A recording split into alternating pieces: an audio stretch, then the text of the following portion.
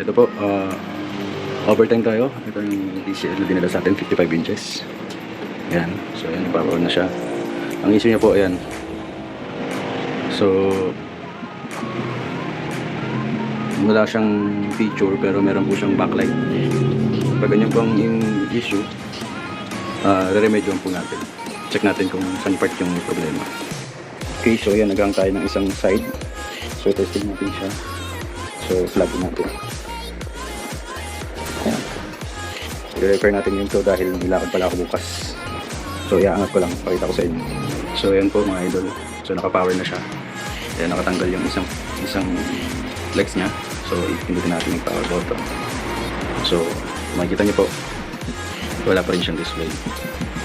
So, ayan. Nagre-reflect pa rin po yung backlight niya. So, lipat natin sa kabila. So, ayan po mga idol. I-plug natin ulit. Ayan. Tapos, switch on natin. Ayan. So, nagkaroon na siya ng backlight. Umana na yung board.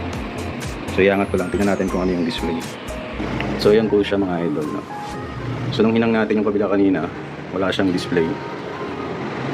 So, nung hinang natin itong kabila, nagkaroon siya ng half. Ayan. So, meron siyang display. So, sa ganitong issue, try natin kung ma-refer pa. So, ayan po mga idol, no? Mga ma'am and sir, no? So, nag-block tayo dito sa side na to. Dinak natin yung kanyang clocking signal para magpalabas po natin yung display. So, tingnan natin kung ubro yung ginawa natin blocking. O natin siya. So, ayan. Okay. Buhay yung board niya. Buhay na rin yung backlight. So, iaangat ko lang. 1 hour later. Okay po. So, mga boss, mga ma'am, ayan ang result.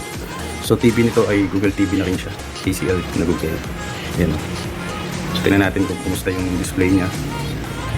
So, ayan. Ayan po. Ayan. Ayan po siya.